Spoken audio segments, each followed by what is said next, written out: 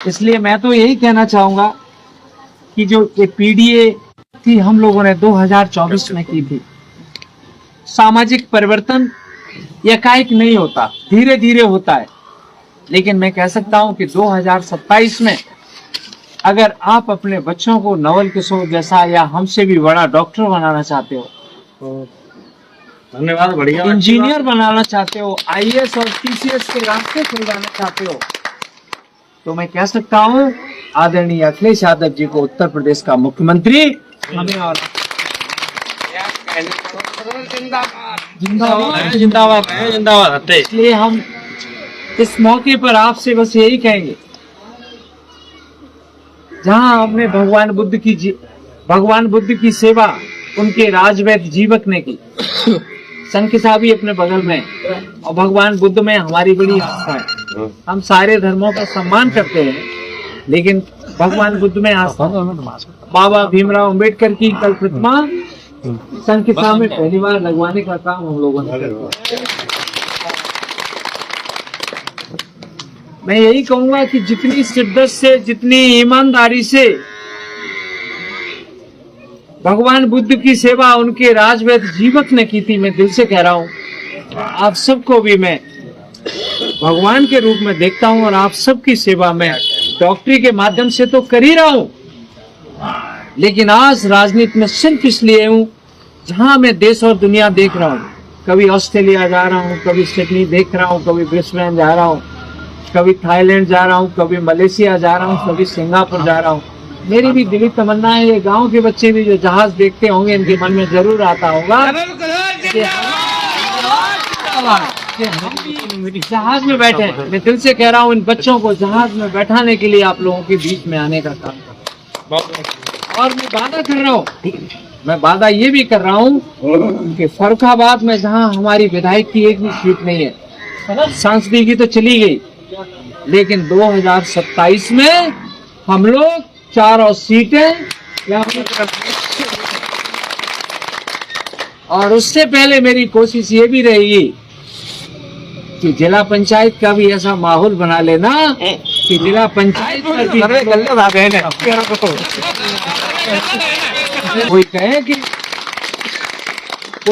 राजनीति जरूरी नहीं है। मैं कह रहा हूं कि उससे जितना कहना जरूरी है उससे ज्यादा राजनीति जरूरी है, क्योंकि जब तक राजनीति नहीं होगी तब तक हम कितने ही पढ़ा रहे हैं। आज भी हम अपने बच्चों को पढ़ा रहे हैं, क्या हमारे बच्चे अच्छी एजुकेशन ले पा रहे हैं? आज जो अच्छी एजुकेशन है वो इतनी महंगी कर दी गई है इस देश में, खासकर इस देश में इन सामंतवादियों का, और खासकर आरएसएस और बीजेपी के लोगों का ये प्लान है कि बैकवर्ड और एससी के लोग जो वर्षों से गुलामी करते रहे, वो जीवन भर गुलामी करने का काम करते हैं। जो रास्ता कल 26 जनवरी थी, आज हम लोग इतनी खुली हवा में बैठे हैं। ये खुली हवा में बैठने के लिए का जो हम लोग को जो आशीर्वाद मिला है वो बाबा भीमराव अम्बेडकर जी ने दिया। बाबा भीमराव अम्बेडकर जी ने सोचो संविधान 1950 में इस देश में लागू करवाने का काम किया। 75 साल हो गए आजादी के। कितने साल हो गए? 75 साल हो गए। और अभी 76वां हम लोगों ने अभी गणतंत्र दिवस मनाने का काम किया है। बाबा भीमराव अम्बेडकर जी ने सपना देखा होगा, जब संविधान बनाया होगा तो उन्होंने सपना देखा होगा कि मेरे अपने समाज के लोग, पिछड़े, दलित और गरीब परिवार के लोग, वो भी तरक्की के रास्ते पर चलकर देश और दुनिया में पहुंचने, देश और दुनिया की जो चकाचौंध जिंदगी है उसमें पहुंचने का काम करें। आज मैं कह सकता हूँ, आज बाबा भीमराव अम्बेडकर जी ने कहा था कि हम संविधान चाहे कितना ही अच्छा क्यों न बना दें, लेकिन उस संविधान को अगर मानने वाले लोगों की मनोदशा अच्छी नहीं है तो वो हमारा संविधान किसी संविधान से तो देश आज भी चल रहा है, उत्तर प्रदेश चल रहा है, भारत देश भी चल रहा है, लेकिन क्या हमारे गरीबों के बच्चों को एजुकेशन मिल पा रही है अच्छी? क्या हमारे गांव के बच्चों को नौकरी मिल पा रही है? जो नौकरी थी उनको भी खत्म करने का काम भारतीय जनता पार्टी कर रही है। जैसे गांव के बच्चे जो प्राथमिक विद्यालय में शिक्षा मित्र हो जाते थे, उनकी नौकरी की तनख्वाह पहले 45, आदरणीय राष्ट्रीय अध्यक्ष अखिलेश यादव जी की सरकार में तकरीबन 40,000 के आसपास थी, और उनकी तनख्वाह कितनी कर दी है? 10,000। 10,000 का मतलब एक महीने का अगर कैलकुलेशन देखो तो कितना हो गया? 350 रुपया। 300 रुपये, 333 रुपया हो गया। 350 रुपये। मुझे लगता है हमारे गांव का मजदूर भाई भी अगर काम करने जाता होगा तो शाम का 500 हुआ, 500 रुपया नहीं मिलता। भोजन खाता है, भोजन भी करता है, भोजन भी करता है। तो मेरा मकसद आने का आपके बीच में सिर्फ यही है।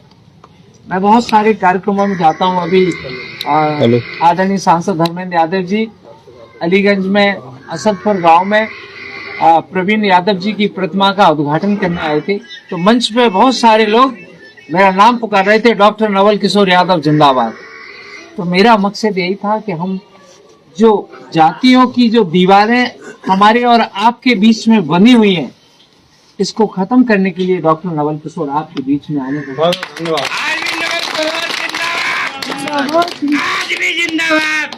बहुत बहुत बधाई। लेकिन मैं बस ये कहना चाहूंगा, आज जो हमारा उत्तर प्रदेश का परिवेश है, ये उत्तर प्रदेश में हम जो हैं वो बड़ी सौभाग्य की बात है।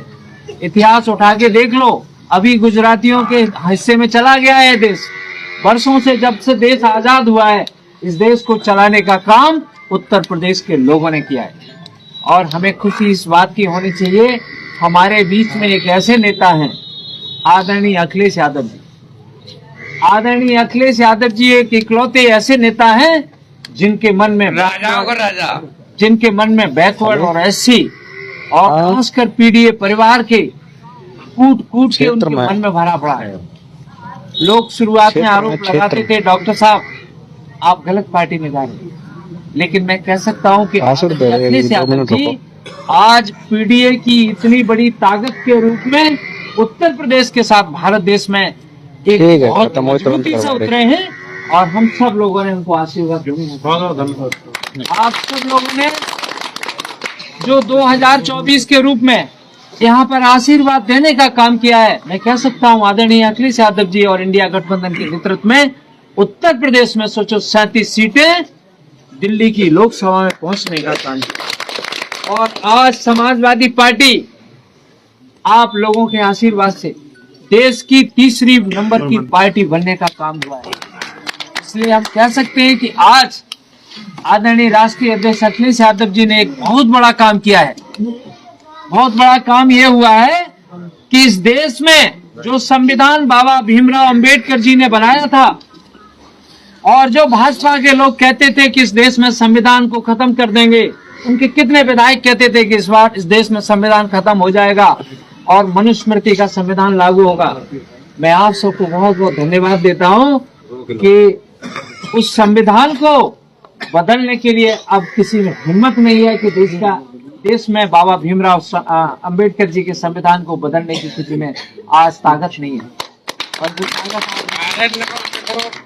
मैं ये भी कहना चाहूंगा, सामाजिक क्रांति धीरे आती है। बात अगर फर्रुखाबाद की अगर हो, फर्रुखाबाद में मैं कह सकता हूं कि मैं तो डॉक्टर था, समाज सेवी था, लेकिन आदरणीय राष्ट्रीय अध्यक्ष अखिलेश यादव जी ने हमें और आपको सबको आशीर्वाद देने का काम किया, और हमने कोई भी यहाँ चुनाव भी नहीं किया, लेकिन यहाँ का हर एक व्यक्ति ने डॉक्टर नवल किशोर और आदरणीय अखिलेश यादव बन के यहाँ पर चुनाव लड़ने का काम किया, और फर्रुखाबाद से जीत समाजवादी पार्टी। हालांकि ये कह सकते हैं कि जीत का जो अंतर है वो थोड़ा कम था।